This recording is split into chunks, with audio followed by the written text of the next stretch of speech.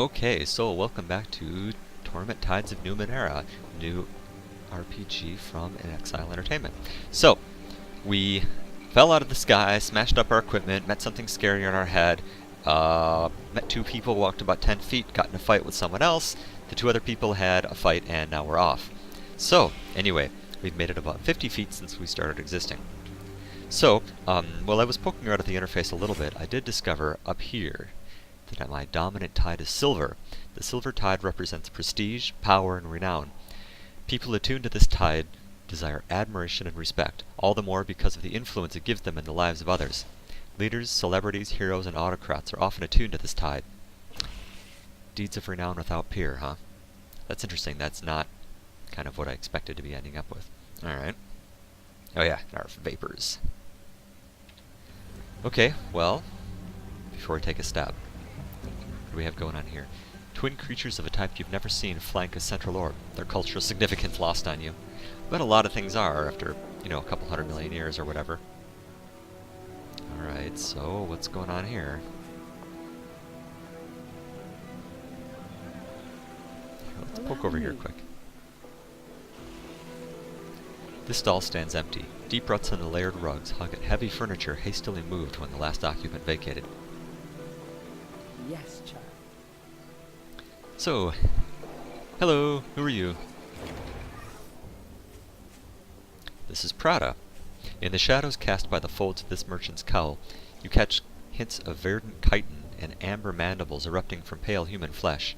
Her voluminous robes cannot hide the fact that her movements are off, as if too many joints inhabit too little space. But her voice is a warm, tumbling flood of spoken thoughts and impulses. A fair afternoon to you. Warm, isn't it? Something begins humming in one of her many pockets, and her brilliant, multifaceted eyes flicker towards an invisible point in the distance. Well, not as warm as it could be, but this is the warmest minute of the week by a considerable margin. She trails off, but the hum continues. Oh, you have one of those tattoos, too. Anyway, can I interest you in some prime artifacts, dusty relics, Numenera of uncertain origin?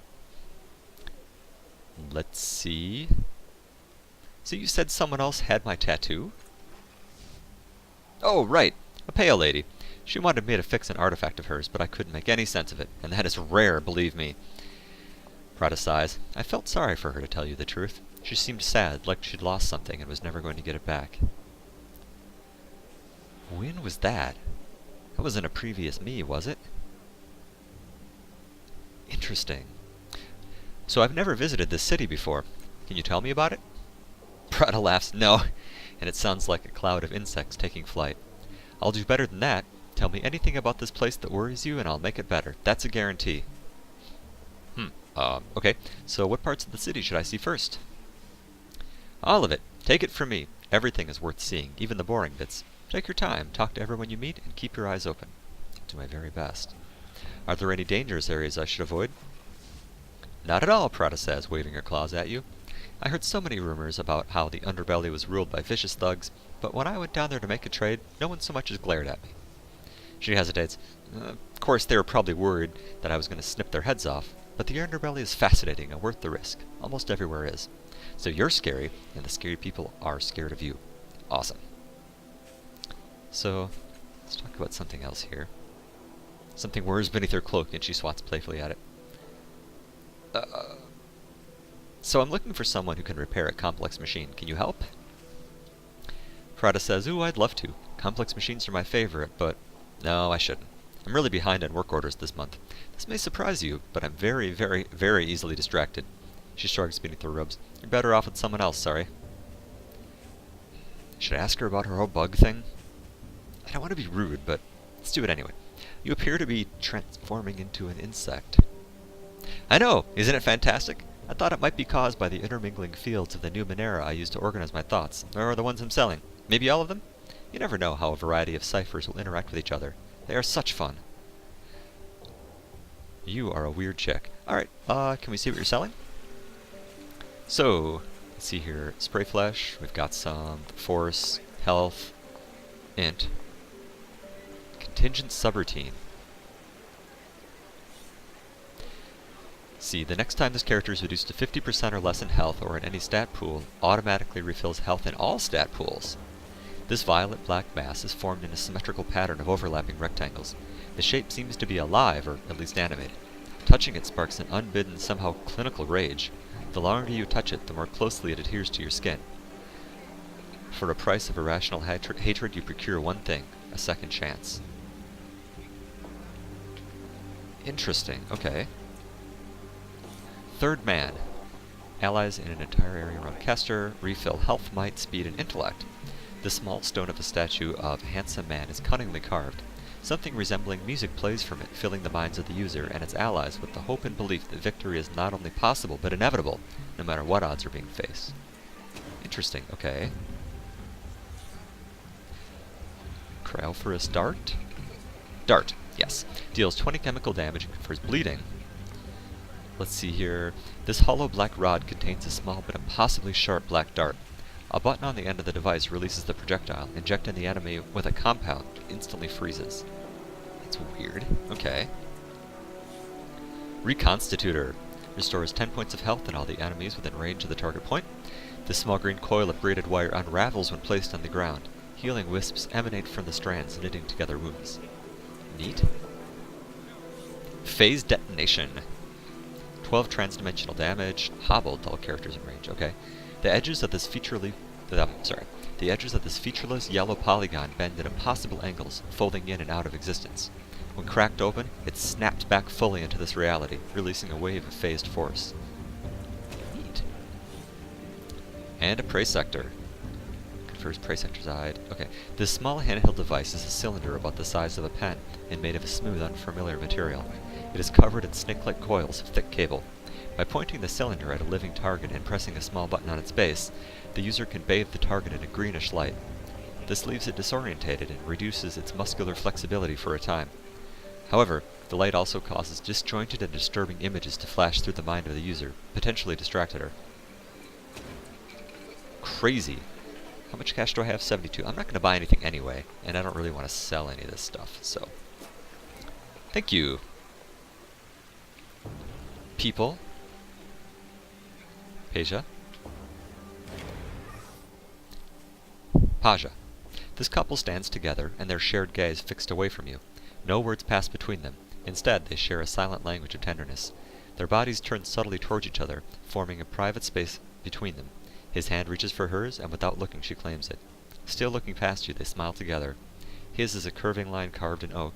Hers is unabashed and radiant as a starless night. Wow.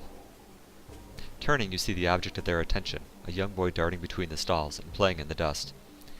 Each distant, exhilarated shout widens their respective smiles and tightens their grip on each other. Is that your son? Kellinor says yes. He's still watching the boy, but a wary stillness has spilled onto his posture. Paja swats his shoulder, and there's more of a punch than playfulness in it. Not yet, she says. We adopted Jerem, and we're waiting to see how he feels about that. Aren't we, Kellinor? His eyes flicker stubbornly, but he doesn't respond. So, why did you decide to adopt this kid? Well, Kellinor and I, we've been together for... how long? Years, Kellinor says, a glint in his eye. And we knew we wanted children, so we tried and tried and tried a lot. Some days I barely had time to put my clothes on before Kel took them off again. Alright.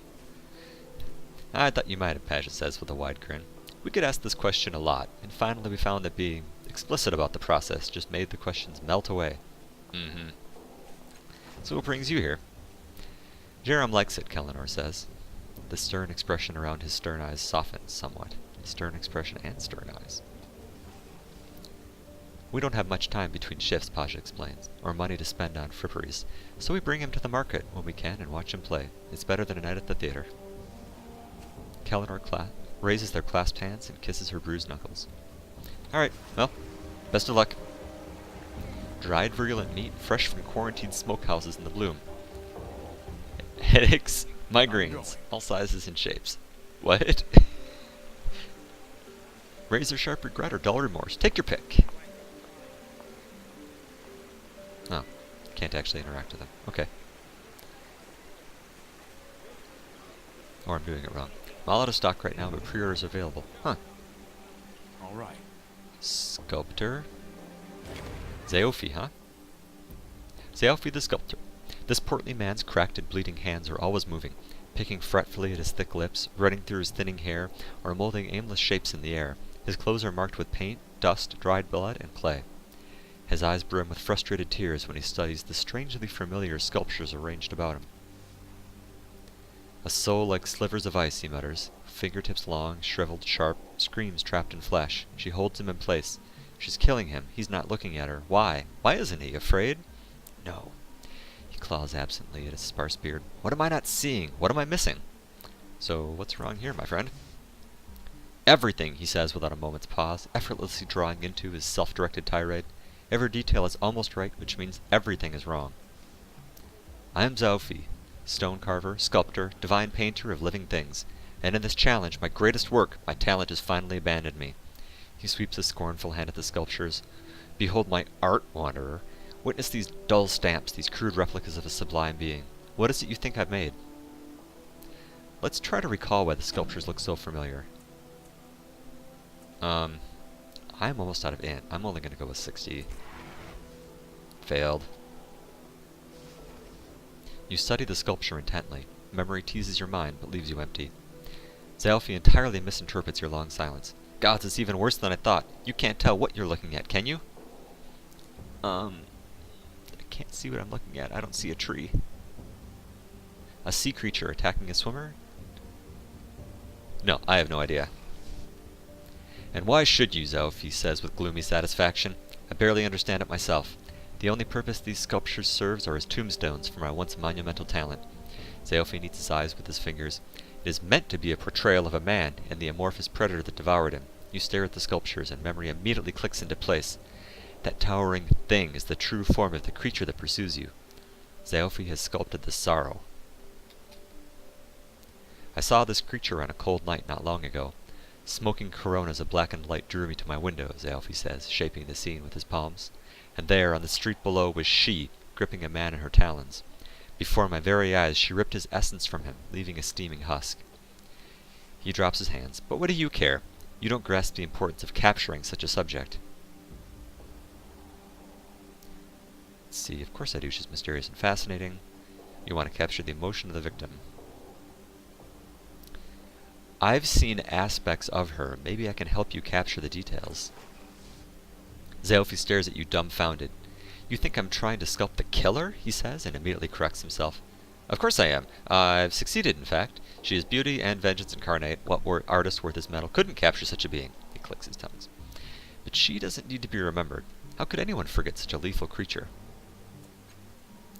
No, the source of my ruin is this damnable man. Zalfi points at the trembling finger at the faceless human cradled in the statue's talons, a charred, oddly familiar pattern etched on the stone head. He stared eternity in the face and did not blink, but he'll be forgotten unless I capture him here. And I cannot do that unless I know what drove him. Zalfi swallows.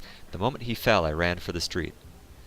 But the Dendroer claimed his body and took it away, probably to their foul chapel in the underbelly. Now I'll never know who he was. How many statues of this being have you made? Ha! If only half my efforts could be limited so.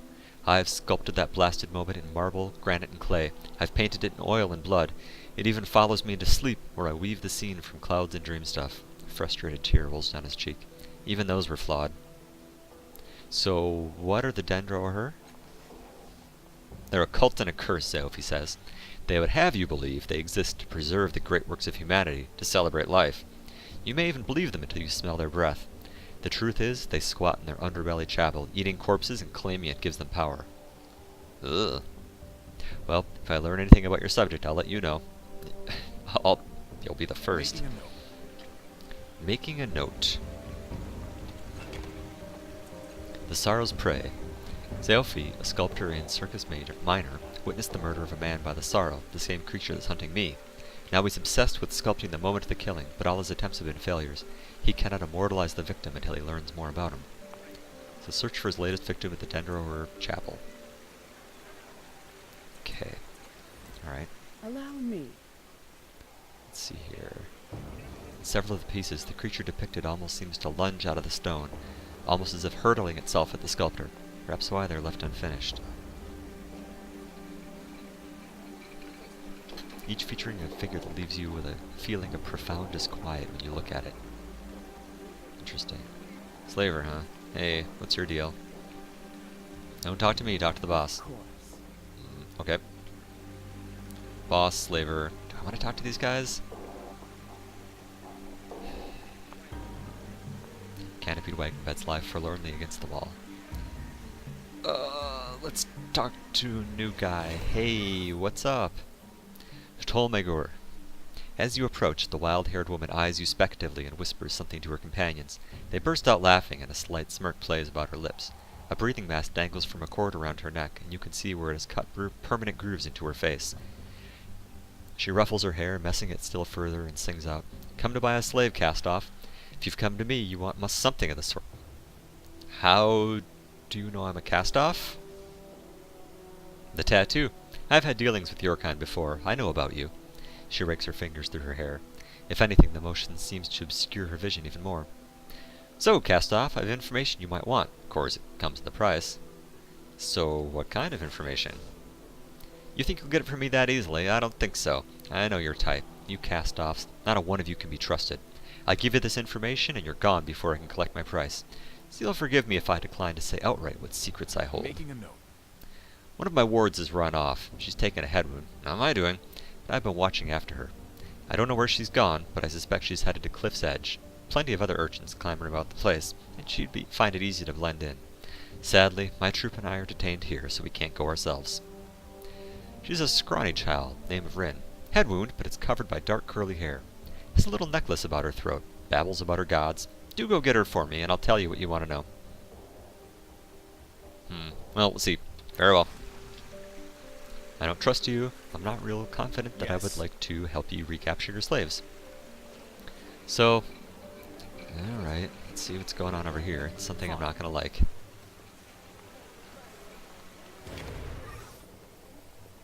Otero. Wind spins off the distant sea, sweeping between you and the boy, whistling up towards the peaks of Sagas cliffs. He glances at you, then at the crowds in the plaza beyond. He seems to be looking for someone. Saw you wandering down on the reef, he says. Did you get to that star before the others did? He looks back at your face and grins. Guess not. That ain't a face who's found a good pick. A lot of people went looking for the star, did they? Nah, not too many. Gotta be a carco to go down to the reef. That place is haunted. But despite his hard words, his eyes settle on yours, studying, deciding. His mouth settles into an irritated line. Look, he says, running a hand over his scabbled scalp. You hide it well, but I can tell you're new here. I ain't trying to offend you, but I don't like leaving folk new to Sagas on their own. If you have questions about the city, or Circus Minor in particular, I'll answer 'em free of charge. Of course, looks like you already have a guide, he says, nodding at Castellige. Castellige. Hello, dear, your companion says politely before returning to you. Otero knows this city better than almost anyone, and it's quite unlike him to give anything away for free, let alone his terribly valuable advice. Do you take him up on his offer? I shall. Knowledge is a very valuable currency. Nice of you to say, Otero says, eyeing you. Well? So, what can you tell me about this city? Depends what you want to know, he says. I spend most of my time in Circus Minor, but there's other districts too. Government Square, Cliff's Edge, the Underbelly, and the Caravanserai.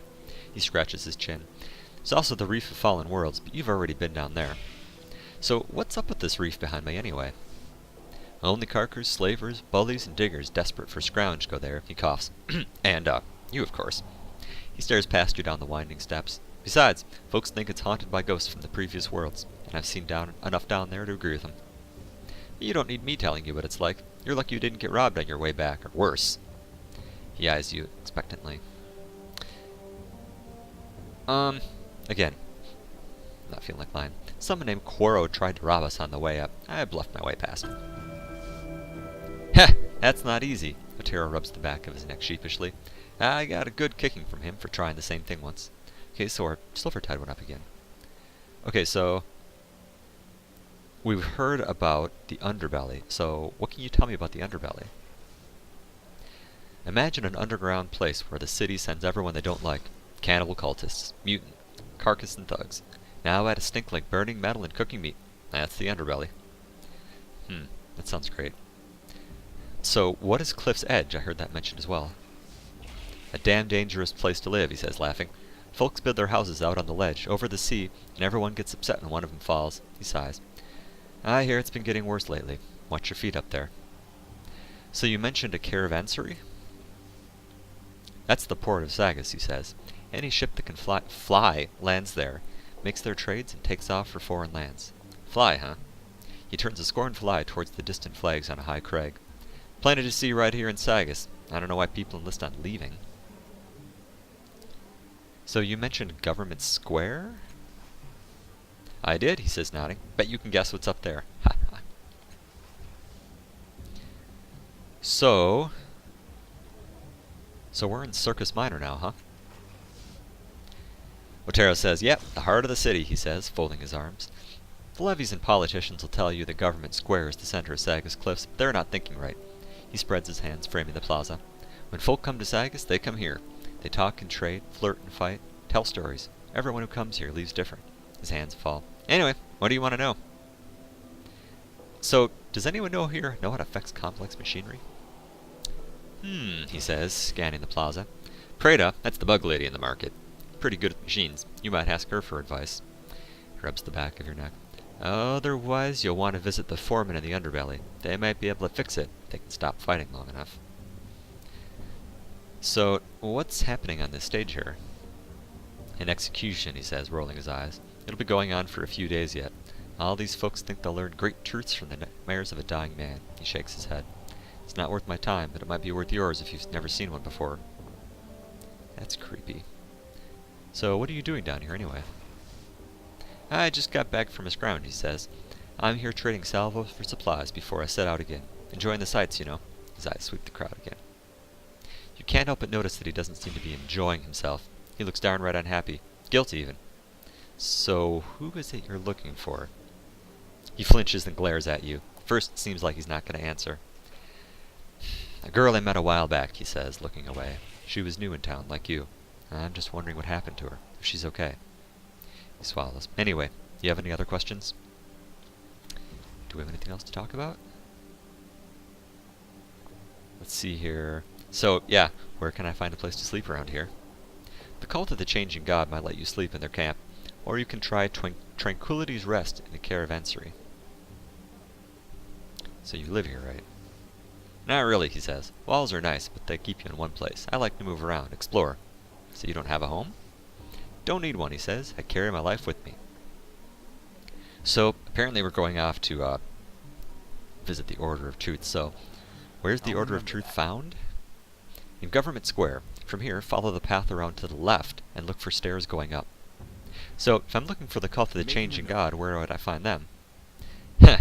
Well, you're not going to be able to miss him, he says, smirking. They're camped around that weird clock on the other side of the square. He settles his hands on his hips. What do you want with those carkers, anyway? They owe you something? I just need to ask him a few questions. Fair enough, he says, shrugging. Even carkers get it right sometimes. See, do we have anything else to talk about? There's Cliff's Edge, Underbelly, what's in Government Square? Okay, I think we're good. Farewell. See you soon. So what is going on up here exactly? Unmoved woman. This woman stands at the back of the crowd, arms crossed and eyes cool as she watches the slow execution. Unlike the others, she's also watching the people in the crowd. She shakes her head. Depressing. What exactly is happening here?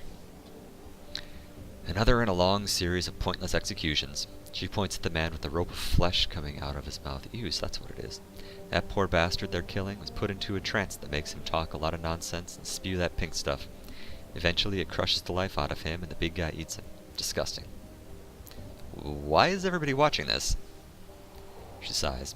It's what passes for entertainment in this town. People like to watch other people suffer. Takes their mind off their own suffering, I guess. That's not why I'm here, though.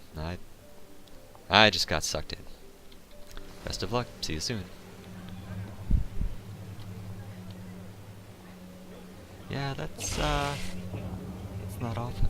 Death of wrist, death of wrist, and the devourer of wrongs. Alright. Can I talk to any of these other spectators? A hideous sight, and yet I can't look away. This man watches the execution with fevered eyes. He shakes his fist. Traitor! Traitor to the city! As you approach him, he gives you a savage grin. Nothing better than seeing a traitor die, eh? So, yeah, what's going on here? Justice, the Sagus Cliff's way. He jerks a thumb at the dice. We make traitors and murderers spill their guts, then strangle them to death with them. We also force them to speak their nightmares to scare other criminals into going straight. He laughs. If that doesn't do it, then knowing the devourer of wrongs is going to eat your body after you die will. Makes me sick just thinking about it. So why is everybody watching this? To see justice done, he thumps his chest. If somebody hurts my city, I want to see him get hurt twice as bad. And getting crushed to death by your own words is as bad as it gets.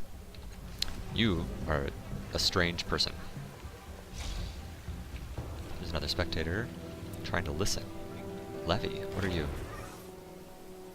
This man is large and broad-shouldered, and his steel armor is painted in the silver and indigo colors of Sagus Cliffs. He seems to be an ordinary soldier or constable of the city. Too ordinary, perhaps. As you scan his face, you see that his features are plain, forgettable, almost generic. Not only that, his eyes are a bit too large, his smile too firmly fixed on his face. That's the best way, is to blend in and make sure that no one sees you. No one of consequence. Are you the city watch? The soldier peers at you, smile never leaving his face. You must be a stranger to this city. Perhaps from one of the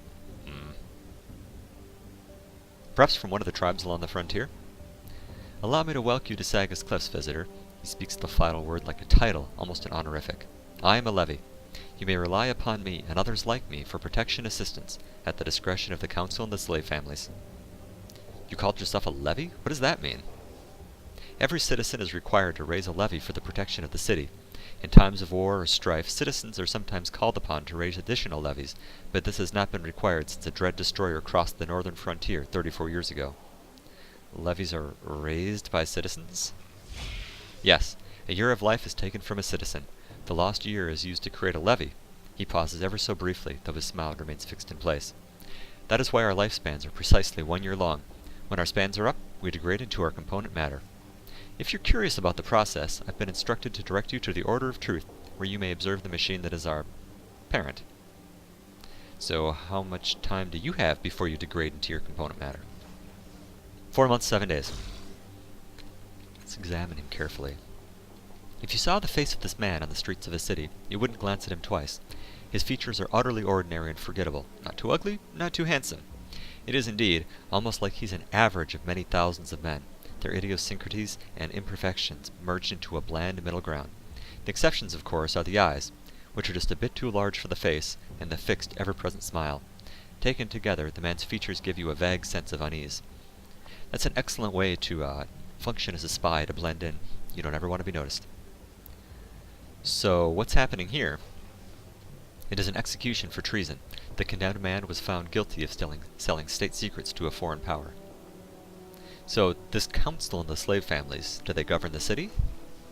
Indeed so. Each slave family sends one representative, usually the head of the family, to sit on the council. We are required to follow their commands. So you really serve the council, not the people of the city?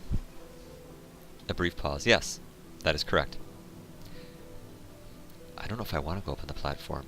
Let's ask politely. Can I go up there? I am privileged to inform you that you cannot. The levy manages to sound like a piece of excellent news. If you wish to discuss the matter further, please direct your inquiry to the official in charge. He points to the indigo-clad man on the projecting edge of the dais. Okay, thank you for your help. Farewell. Yes. Okay, let's see what other people have to say here. Horrified man. This man stares at the execution in utter horror. He cannot look away. No crime deserves such a punishment. How can this be allowed? So what is happening here, in your point of view? A walking nightmare, although they call it an execution, he shudders. The unfortunate victim is put into a trance that forces him to speak his nightmares. His words spill out of him as a rope of flesh which is wrapped around his body until it crushes him to death. He shakes his head. And the indignity doesn't end when the poor wretch finally dies, for the devourer of wrongs eats his flesh. Why is everybody watching this? They're animals. They find pleasure in cruelty. Seriously, I'm beginning to agree with you.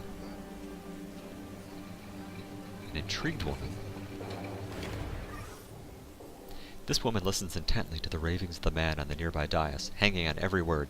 She gives you a hesitant smile. Can you understand it? I know he is speaking great wisdom, if only I could decipher it.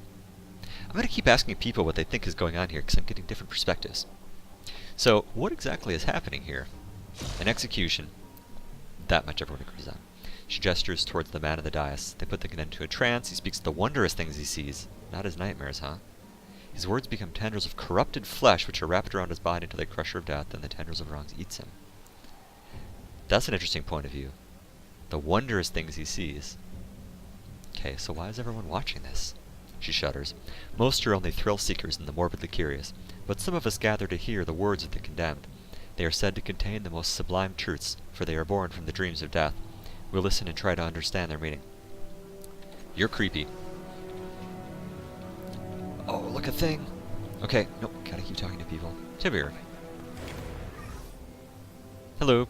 Pacing the edges of the crowd is a paunchy old soldier with a swaggering stride. At the moment, however, his jauntiness seems overshadowed by worry, and he alternates between watching the execution and searching the crowd as if looking for a miracle. Then his eyes light on you. Not a miracle. I say, you look like someone who believes in justice. How'd you like to help a poor soul wrongfully condemned? That depends. What kind of help do you need? I don't need anything, but my friend there on the platform is dying. The nightmares of executioners have induced in him spill from him with every word he speaks and wrap around him like a snake. So, some of these people have implied that the nightmares are things I've already seen. This is implying that something being induced into him. He glances at the execution. I know there are but a few strands wound about him now, but in a few days' time they'll choke the life out of him. I cannot imagine a more horrible way to die. He pauses. Well, that's not true. I have an imagination that would shame a sailor. He leans in. You'll need to be swift and willing to hold justice above law, but there is a way to save him if you hear me out. Okay, so who are you? Captain Lanshan Tiber, retired, he says with a little bow. Extremely retired. Once a soldier of fortune, now its plaything. Takes another look at Riss. But my story can wait. Saving Riss's life comes first. So, why is your friend being executed? A misunderstanding, he says, waving a dismissive hand. Riss and I were hired to deliver some expensive brandy to an out-of-town buyer. He breathes a sigh, weighted with disgust and regret. Would you believe that the bottles were stuffed with state secrets? Riss was accused of selling information to the enemies of Saga's cliffs. They call him a traitor. It was a travesty, he growls, his eyes blazing with righteous fury. The poor lad had no idea what was in there. He was hired to deliver brandy. Yeah, you knew what was in there, didn't you? Well, studying the air over his shoulder, there's a place for talking about what I know and what I don't. This isn't that place. So if you were part of the scheme, why aren't you up there with him? Luck, he says, shrugging. I was taking a piss when they came for him. Went through the back window and scampered up to the roof. He shakes his head. I watched poor Riss being led away from my hiding spot. Swore I'd get him free. I hope it's a promise I can keep. So is that why you're helping him? Is a friendship not enough reason, he declares? Then his shoulders sag and he hangs his head. Actually, truth be told, there's more to it than that. I'm partly to blame for him being up there. Guilt's a strong motivator, huh? So what exactly is your plan? A simple one, but it requires nerve. Listen, he lowers his voice. It'd be nothing for someone of your noble demeanor to masquerade as a city official and ask the council clerk for an archived copy of an old stay of execution. Once you have it, I'll write out a fresh one and add Riss's name. Then we'll present it to the overseer here, and poor Riss will be set free. There you have it, a foolproof, risk-free plan. You're ridiculous. That sounds like an extremely risky plan. Nonsense, he says, waving a hand. Couldn't be simpler. Just be calm, confident, and wear a winning smile. And then he gives me a winning smile. So, where do I find this council clerk? He'd be in Government Square, of course. There's a podium outside the council tower. I can't think of a time he wasn't there.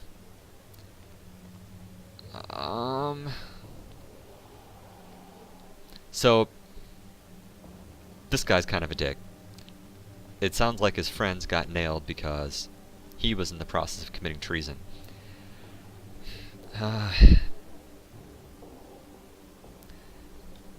Alright, I'll help you. Excellent! Then you will need a proper story and a badge of office. Fortunately, I have the first and you can buy the second from Stanglin. From Sangolin, the clothing merchant in Government Square. He folds his arms. Once you have a badge of office, you will tell the council clerk that you are from the Judicial Oversight Committee, looking into corruption in the commutation of capital sentences. The stay you're asking for is that of a notorious gangster named Cole Carden, who was mysteriously set free a few years ago. When you get Cole's day of execution, I'll make a copy with Riss's name on it, and you can give it to the overseer who will free him. Easy? Simple! He claps his hand together. Now, if you'll let me join you, I'd be happy to show you around the city and help you with all this, and whatever else you've got going. What do you say? So, you do not seem like an entirely upstanding individual. On the other hand, individuals who are not entirely upstanding can be extremely valuable provided they don't get you wrapped up in their crap and then executed by a scary rope of flesh. But at the moment, thanks. I could use the help. It'll be my pleasure, but let's hurry. There's not a moment to lose. Riss hasn't much time. Remember that. Alright. Well, this is an exciting and morbid place, so I'm going to talk to Varen the Overseer in just a moment here, and then we will continue. So, let's take a break, and I will see you soon. Thanks for watching.